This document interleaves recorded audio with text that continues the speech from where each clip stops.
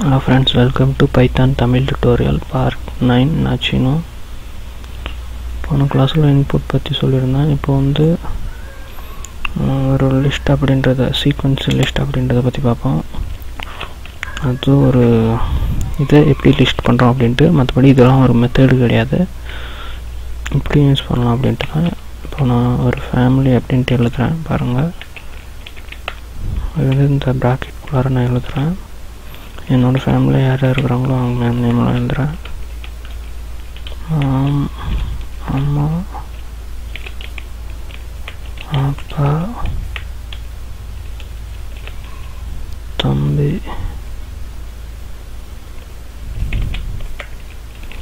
தங்கச்சி, அப்புறம் ஒரு தம்பி,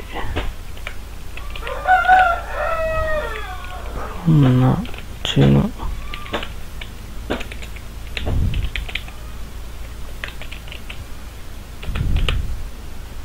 பார்த்திங்கன்னா அந்த ஃபேமிலி அப்படின்ற ஒரு வேரியபிள்குள்ளார ஒரு 5 நேமு, அதாவது 5 ஸ்ட்ரிங் நான் டிக்ளேர் பண்ணியிருக்கேன்.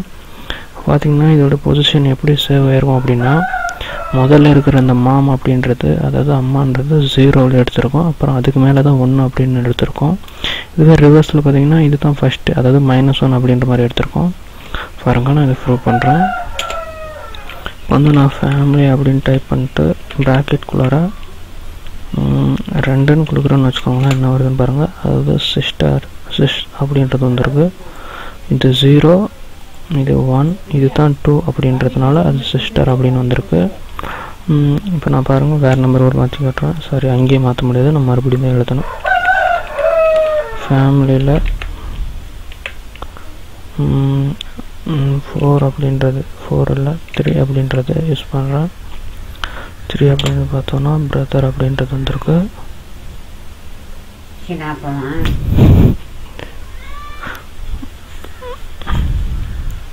பிரதர் அப்படின்றது வந்திருக்கு. அடுத்தது பார்த்தோன்னா இப்போ இதையே நான் மைனஸில் யூஸ் பண்ணி காட்டுறேன் பாருங்கள்.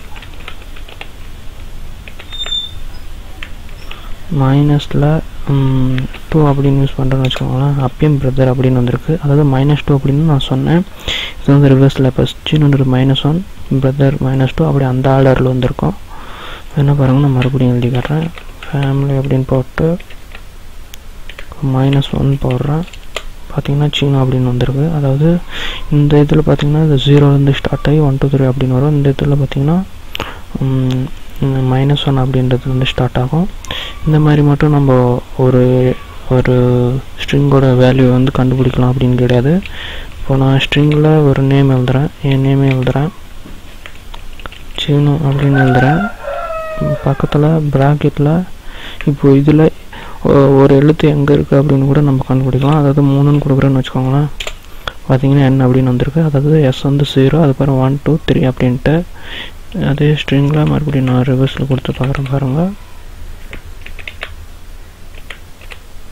-2 அப்படின்னு கொடுக்குறேன், 3ன்னு கொடுக்குறேன். ஏன்னா என்னே தான் வரும், மறுபடியும் 2 கொடுத்தா பார்த்திங்கன்னா அப்படின்னு வந்திருக்கு. ரிவர்ஸில் இருந்து இந்த மாதிரி நம்ம யூஸ் பண்ணலாம்.